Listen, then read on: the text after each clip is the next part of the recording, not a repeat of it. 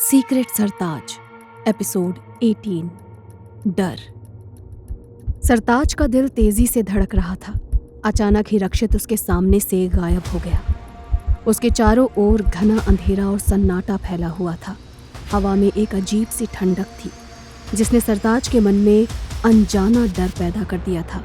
उसने चारों ओर देखा लेकिन रक्षित कहीं नहीं दिखा। सरताज का चेहरा टेंशन से भरा हुआ था, जैसे कि किसी अनजाने खतरे की आहट उसे सुनाई दे रही हो।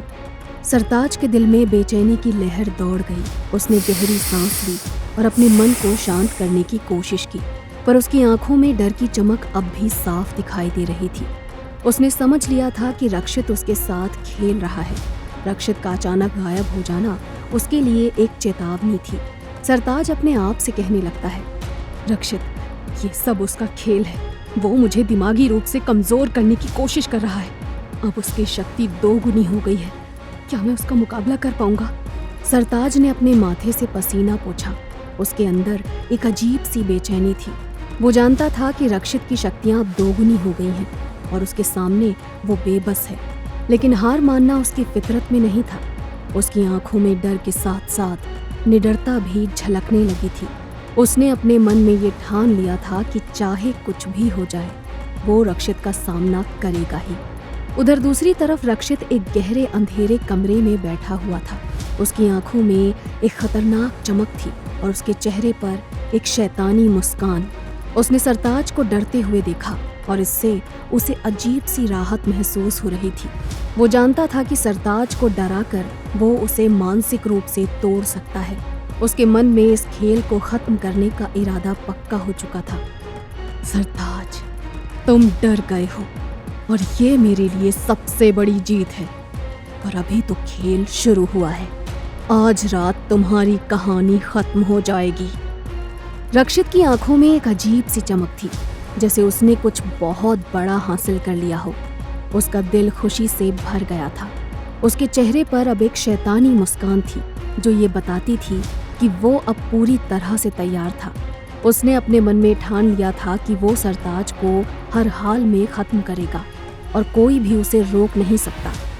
इधर दूसरी तरफ सिया अपने घर में आ चुकी थी।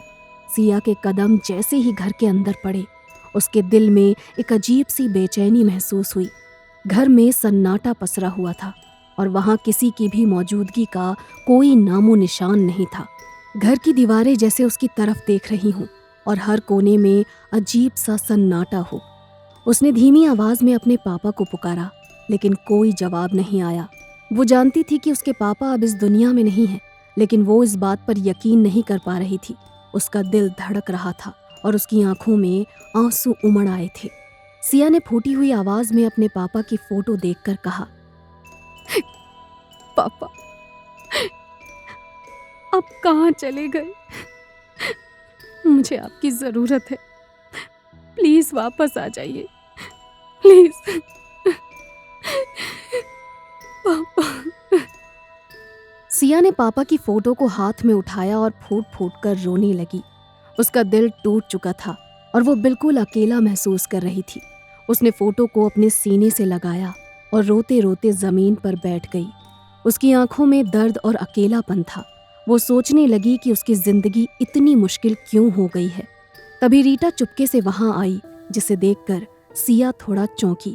तभी रीटा ने कहा, रो मत सिया, मुझे बिल्कुल नहीं पता था कि सरताज तुम्हें और मुझे, हम दोनों को धोखा दे रहा है। मैं तुम्हारे साथ हूँ। रीटा अपनी बातों से धीरे धीरे सिया को शांत करने की कोशिश करने लगी। उसने सिया को गले से लगा लिया और उसकी पीठ थपथपाने लगी। सिया को रीटा की बाहों में कुछ सुकून मिला, जैसे किसी ने उसे एक छोटे से पल के लिए दर्द से आज़ादी दे दी हो। लेकिन अचानक ही रीटा की आंखों में एक अजीब सी चमक आ गई। उसने सिया के गले को कसकर पकड़ा और अपने नुकीले दांत गड़ाने की कोशिश करने लगी। सिया दर्द से चिल्लाई और उसने रीटा को जोर से धक्का देकर दूर फेंक दिया। उसका गला खून से लथपथ हो चुका था और उसकी आंखों में दर्द की लहर दौड़ रही थी। रीटा की आंखों में अब कोई हमदर्दी नहीं थी, बल्कि उसमें एक भयानक प्यास थी। वो सिया को मारने के लिए बेताब थी और उसकी तरफ तेजी से बढ़ने लगी। सिया के दिल में अब डर और गुस्से का सैलाब उमड़ आया था। उसने वहीं रखी हुई कुल्हाड़ी उठाई और रीटा की तरफ घुमाई। रीटा की आंखों में खतरनाक चमक थी और वो अब किसी भी कीमत पर सिया को खत्म करना चाहती थी। रीटा ने सिया पर झपट्टा मारा, लेकिन सिया ने खुद को बचाने के लिए कुल्हाड़ी उठा ली। दोनों के बीच एक भयानक लड़ाई छिड़ गई। रीटा की हरकतें अब और भी खतरनाक हो चुकी थीं। सिया की सांसें उखड़ने लगी थी, लेकिन उसने हार नहीं मानी। उसकी आंखों में अब डर के बजाय साहस की चमक थी। रीटा ने अपनी पूरी ताकत से सिया पर हमला किया, लेकिन तभी दरवाजे पर जोर से धमाका हुआ। वहां सरताज खड़ा था। सरताज अंदर आया। उसकी आंखों में गुस्से और चिंता की मिलीजुली लहरें दौड़ रही थी। उसने बिना एक पल गवाए रीटा की कुल्हाड़ी छीन ली और उसके सिर पर जोर से वार किया। सरताज के वार से रीटा की चीख गूंज उठी और वो वहीं पर ढेर हो गई। सरताज की सांसें तेज हो रही थी। उसका चेहरा पसीने से भीगा हुआ था। उसने सिया की तरफ देखा, जो बुरी तरह से कांप रही थी। सरताज ने सिया को अपने पास खींच लिया और उसे गले से लगा लिया। सरताज ने चिंता भरी आवाज में सिया से कहा, सिया, तुम ठीक हो? तुम्हें कुछ हुआ तो नहीं? सिया की आंखों से आंसू बहने लगे। उसने बंद होती आंखों को जैसे तैसे खोलकर सरताज को देखा और कांपती हुई आवाज में कहा, हाँ सरताज, लेकिन रीटा, उसने मुझे मारने की कोशिश की। मैं बहुत डर गई थी। सरताज ने सिया को कसकर पकड़ा और उसे दिलासा दिया। उसके दिल में एक अजीब सी हलचल हो रही थी। वो सिया को उस घर से दूर ले जाना चाहता था। सरताज ने सिया की आंखों में देखा और उसकी आंखों में सुरक्षा का भाव नजर आया। सिया को ऐसा महसूस हुआ जैसे वो उसके साथ पूरी तरह से सुरक्षित थी। सरताज ने सिया को अपनी बाहों में लेते हुए कहा, उसने तुम्हें मुझसे जानबूझकर अलग किया है सिया, ताकि तुम्हें मार सके। जो कुछ भी उसने बताया वो पूरा सच नहीं है। सच तो ये है कि उसने मुझे फंसाया था। सरताज ने उसे पूरी बात बताई तो सिया को उस पर यकीन हो गया। दोनों ने एक दूसरे को देखा और बिना एक शब्द कहे वहां से भाग निकले। उनके दिलों में अब एक ही बात थी कि वे जल्द से जल्द इस खतरे से दूर चले जाएं। उनके कदम तेज हो गए थे और उनके दिल में सिर्फ एक ही ख्याल था, बचना। उनके जाते ही रक्षित वहां पहुंचा। उसने सामने रीटा की लाश को देखा और उसकी आंखों में गुस्से की आग भड़क उठी। उसके दिल में अब केवल बदला लेने की आग थी। उसने अपने चारों ओर देखा, लेकिन सरताज और सिया कहीं नजर नहीं आए। रक्षित का गुस्सा 7वें आसमान पर था। उसने गुस्से में चीखते हुए कहा, सरताज, तुम मुझसे भाग नहीं सकते। मैं तुम्हें खत्म कर दूंगा। रक्षित की आंखों में अब केवल बदला था। उसकी सांसें तेज हो गई थी और वो पूरी तरह से गुस्से में चल रहा था। उसने अपने चारों ओर देखा और फिर अपने मन में ये ठान लिया कि वो अब किसी भी कीमत पर सरताज और सिया को नहीं छोड़ेगा। उसकी आंखों में अब केवल एक ही लक्ष्य था, उन्हें खत्म करना। सरताज और सिया भागते भागते एक गुफा में पहुंच गए।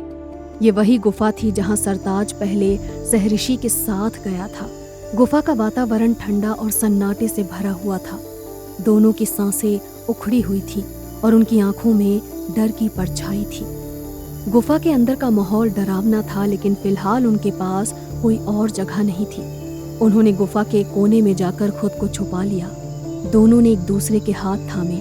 उनकी आंखों में प्यार और डर दोनों एक साथ नजर आ रहे थे। सरताज ने धीमी आवाज में सिया की आंखों में देखते हुए कहा, सिया, हम यहाँ सेफ हैं, कोई भी हमें यहाँ नहीं ढूंढ पाएगा। लेकिन सिया बहुत डरी हुई थी। उसे यकीन था कि सरताज उसका ध्यान रखेगा, इसीलिए थोड़ी देर बाद उसे सब कुछ ठीक लगने लगा। उसने राहत महसूस करते हुए सरताज को देखा और कहा, हाँ सरताज, पर अगर वो हमें ढूंढ लेगा तो हम कहाँ जाएंगे?